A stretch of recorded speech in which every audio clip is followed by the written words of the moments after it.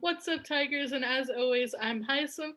Today, I'll be interviewing some teachers from our social science department about what it means to vote yes or no on certain propositions, what group is directly affected by each prop, and which groups support each side of the propositions. I will go on to read the proposition number and title, and then the teachers will go on with their answers. Before we get started, I would like our panel to quickly introduce themselves, starting with Mr. Kidd. I'm Mr. Carcases, social science, Terranova High School. Vote. Yeah, Mr. Willemsey, and I teach social science as well at Terranova. And I'm Mr. Krupp, and I also am a social science teacher, government, economics, and peer assistance as well. Awesome. Okay. So we get started with Prop 14, authorizes bonds continuing stem cell research. Starting with Mr. K. So for stem cell research, the idea is this is a new medical field that's coming online from the last several years. The sky is the limit on that one. A vote yes is pretty much a vote for science. A vote no is more along the lines of stopping that actual research by the state. Now, when the state researches these things, it's done through the universities. So like Cal Berkeley or UCLA, they're the ones that are doing this and they get extra funds for this. On top of that, private industries can also apply for bonds through the state to get the money. So this research has been ongoing. So yes, it's just to continue that with a little more money going towards it. And then who is directly affected by this proposition? So pretty much medical science doctors and getting grants from the state. So it's a yes is for medical science doctors to literally get grants to run testing and programs to try to advance the science of stem cell research. So a no is more along the lines of stopping it where it is. Yes is advancing it. And then who would support the yes side of this proposition? Ooh, I mean, I know the one that I saw was the nurses union supports it. And then there's another doctor organization I didn't recognize. So I'm going to say some doctors.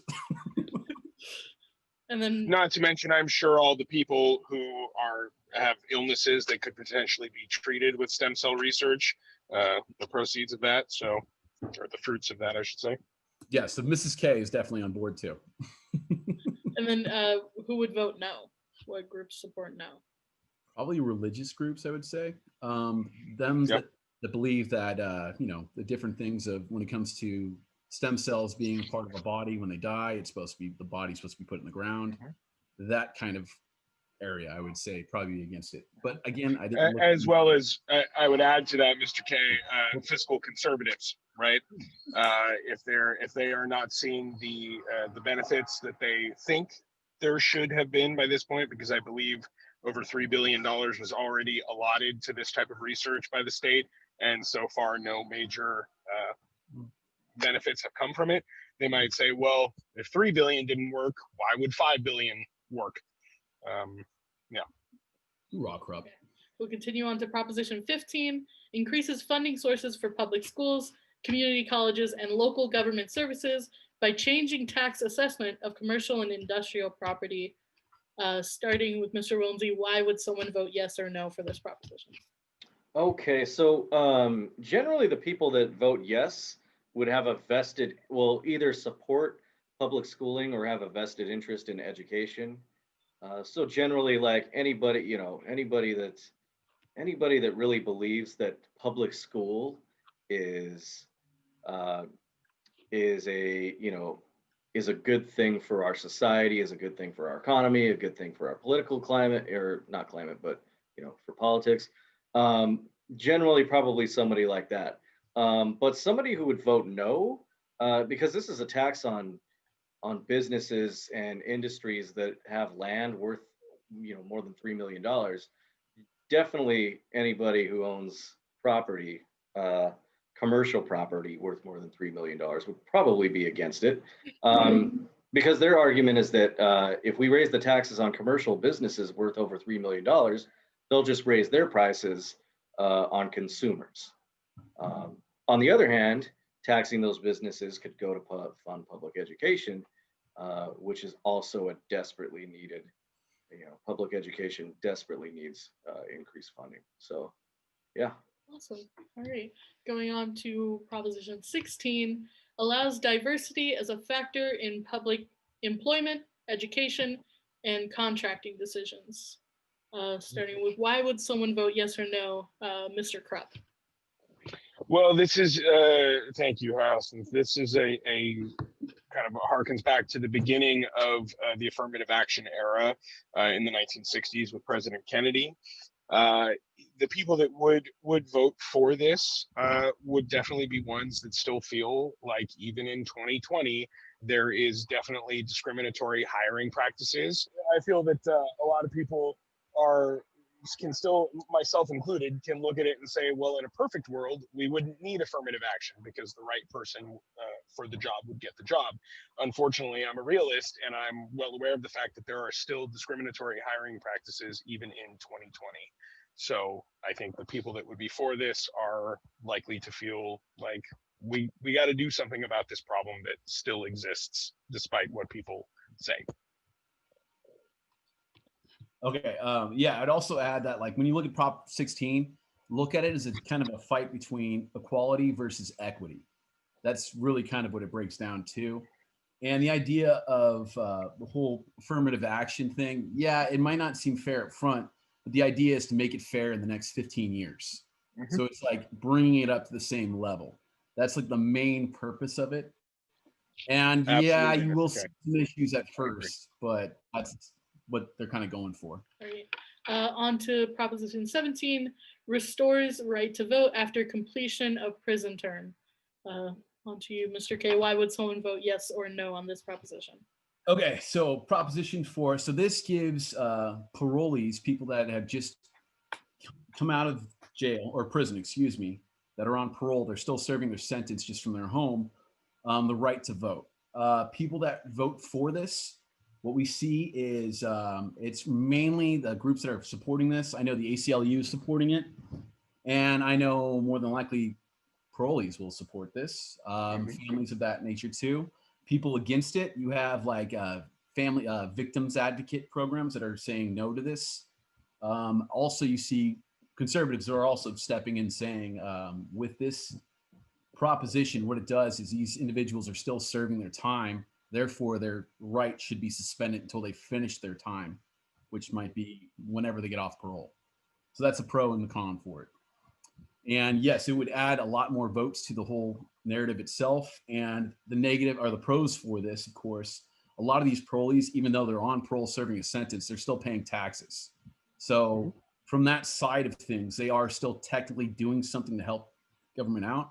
At the same time, the negatives, of course, pushing at it would be like, well, look, they committed a crime and they need to serve their time before they can be entered back into society as a norm. So, but it's two sides. Proposition 18, which amends California Constitution to permit 17-year-olds to vote in primary and special elections if they will turn 18 by the next general election and be otherwise eligible to vote. Back to Mr. Williamsy. Why would someone vote yes or no on this proposition? Generally, people who like advocate the political participation of like teenagers would definitely support this. And like, 17-year-olds won't be able to vote in favor of this proposition. But, there's plenty of legal adults out there that believe that this would provide like a really good opportunity to get 16, 17-year-olds into politics so that if they're going to turn 18, right, by the election, they're already involved, and then it's like a practice vote, right? Yeah. But they still have like a stake in the political process. But like a no vote, the biggest argument I've seen is this biological psychological argument that teenagers don't have fully developed prefrontal cortexes and blah blah, all that kind of stuff, right? And it is true, right? Like your prefrontal cortex doesn't fully develop, and that's like the logical part of your brain. That's the part that makes like rational decisions, which is also why like teenagers, do risky stuff. And then incidentally, like the most active part of the brain in the teenage years is something called the limbic system, which is all about emotions. So, an opponent of that would say, yeah, here we got a teenager who doesn't have a fully developed brain yet, so why should we give them the right to vote? But then again, like the people who are in favor of this proposition would argue that even 18-year-olds, uh, they're still teenagers too. They still don't have developed brains as well. So that's generally the two main arguments for and against, allowing teenagers, 17-year-olds to vote in primaries. All right. And then we'll be skipping on to Proposition 20, which restricts parole for certain offenses currently considered to be nonviolent, authorizes felony sentences for certain offenses currently treated only as misdemeanors. Starting with Mr. Krupp, why would someone vote yes or no on this proposition? Well, and to be honest, I'm not 100% versed in this proposition, but just based on the language, you could argue that some people would say, well, hey, I don't think this sentence deserves, this crime deserves this punishment, whether they be more on the liberal-minded side or the conservative-minded side. And so you could have a lot of people, because anytime you're talking about sentencing reform, that is a challenge, because every single person, regardless of their political affiliation, is likely to have a different opinion on the matter. And so, yeah, I would just say I think it's a really mixed bag. I think it's going to depend a lot on family members of voters, right? I know my such and such relative was arrested and sentenced for this crime, and I don't think they deserve that. Or I know someone who got this sentence and they should have gotten worse because of what it was. Yeah, so I think it's a mixed bag. But all right, on to Proposition 21, expands local government's authority to enact rent control on residential property. Right back to Mr. Willemsey. Yeah, so the rent control thing, like a yes vote essentially just means that like the state's going to allow cities and counties to essentially expand rent control laws. For example, like I live in San Francisco, and any building I think older than 15 years old, it qualifies for rent control. That means if somebody lives in that building, their rent can only increase by a certain percentage every year. Whereas like newer buildings, that rent can be negotiated after the end of every contract, at the end of that contract. So, but this law would actually expand rent control to more cities and counties based on their discretion. But you would probably see more rent control laws passed in major and mid-level cities all across the state of California. So what that does is that's going to put like a cap, essentially, or at least it would slow down the increase of rent in many major cities across the United States. And that could help renters, right? It could. Yeah, it could definitely help renters. But then there's the other argument, that free market argument, that it restricts supply and demand. So housing developers don't have a financial incentive to build more housing, if there is, if there's rent control, if they can't make a good profit off of it. But it's a tricky thing because you have cities like San Francisco that are, there's only one direction to build, and that's up, right? And so like a new housing development will take years to build. And so that, in the Bay Area in general, there is this lag of housing to demand that we've seen. And that's why it's, when I first moved here, rent was like $500 a month. It's just like mind blowing, and now it's just the median rent in San Francisco is like 3,400 or something like that. And it's even gone down, but it's still like, to the famous quote, the rent is too damn high. But yeah, it's just, so these are really essentially the arguments. And I read an economist, and I forgot the economist's name, but the economist essentially argued that, used the Berkeley as an example, who passed rent control in the 80s. And what that did is it gave the leaseholder, that means if you're the one who essentially sign the lease, you can sublet, right? That means you can rent out rooms in your apartment or house, or you can like draw a curtain across your living room, right? And say, let's say you're paying $2,000 a month for rent for a 2-bedroom apartment, right? And then you take a closet space. Maybe you got a big walk-in closet. You say, all right, this rent $1,000 a month, right? Yeah. I'm exaggerating, although in SF there Actually, that's not an exaggeration at all. I hate to say it. yeah. I've seen some of those listings, right? Mhm. And then that cuts your rent in half, and then you rent the other room out for 1,500, and then you're actually, as the leaseholder, making money off of it, whereas the owner of the property is not. And I'm not saying that's like bad or good, but it does, the argument that this economist made was that it stifles housing development because the owner of the property sees no incentive to add any more like in-law units or anything like that in order to make money, because they're not going to make money if their tenant's rent is essentially frozen. Well, Awesome. On to Proposition 22. Exempts app-based transportation and delivery companies from providing employee benefits to certain drivers. Right back to Mr. Krupp. So the people that are most likely to be against this are the app-based companies like Uber, Lyft, Instacart, things like that. It is in their best interest, and by best interest, I mean profit interest, to not allow their employees to be classified as, I should say, their individuals to be not classified as employees, but independent contractors, because at that point, they do not have to provide them with health care or any other sort of benefits, overtime, or anything like that, which you would be entitled to as a regular employee. Excuse me.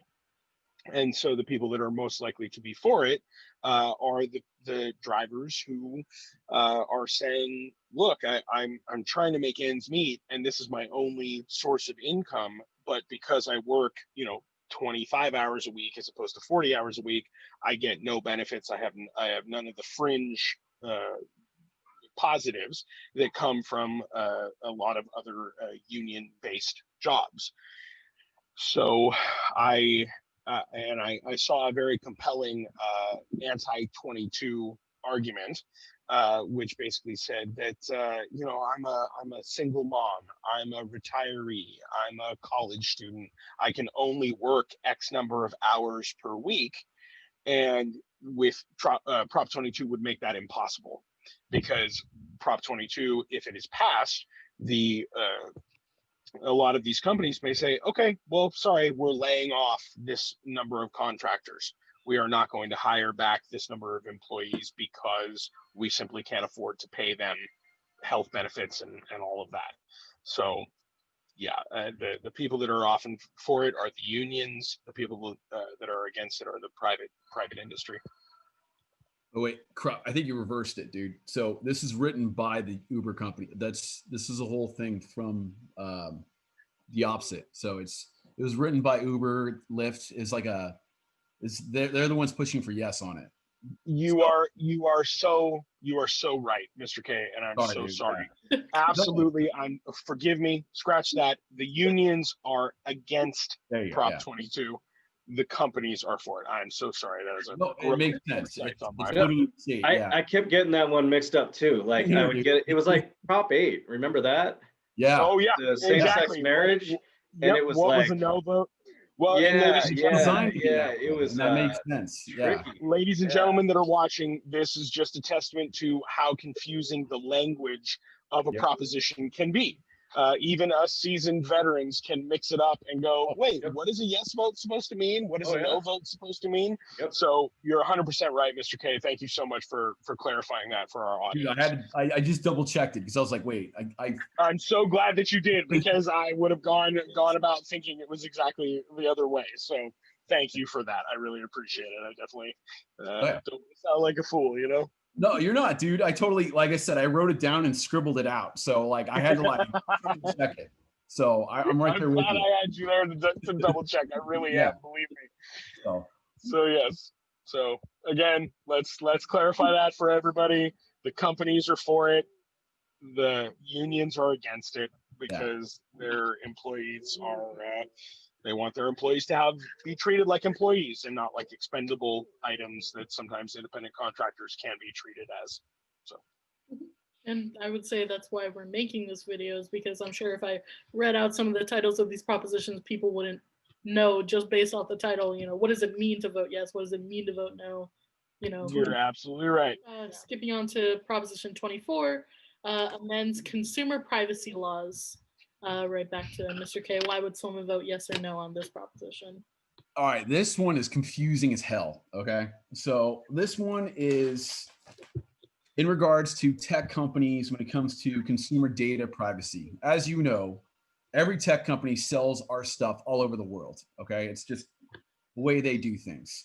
So what this is supposed to do, a law or a prop was passed in the last election to like cap off what they can do and where it goes. And what this is supposed to do is give you like stop the loopholes of how they can get around these laws. Now the problem with it is it's so big. I think the actual proposition itself is 52 pages long. So even groups that are supposed to be like yay or nay for it don't necessarily know it. And we're talking about like groups that normally on the same side, including the ACLU and I forget what the other big one was, NAACP.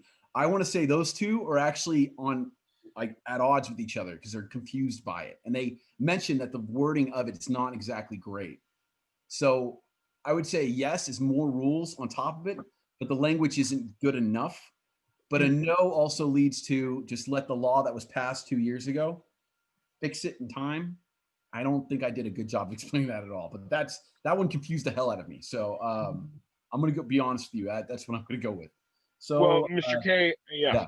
Sorry. Go ahead. Go ahead. Please, dude. If you know more, please. Well, I don't. But I was just bringing up a relevant example that we've all gone to like websites in the last couple of years and gotten a notification saying, "Do you consent to allowing your data to be sold by this company, et cetera, et cetera?" So I'm assuming that Prop 24 is an attempt to sort of change that process, whatever, for better or worse, whatever that means. But I too was very confused by Prop 24.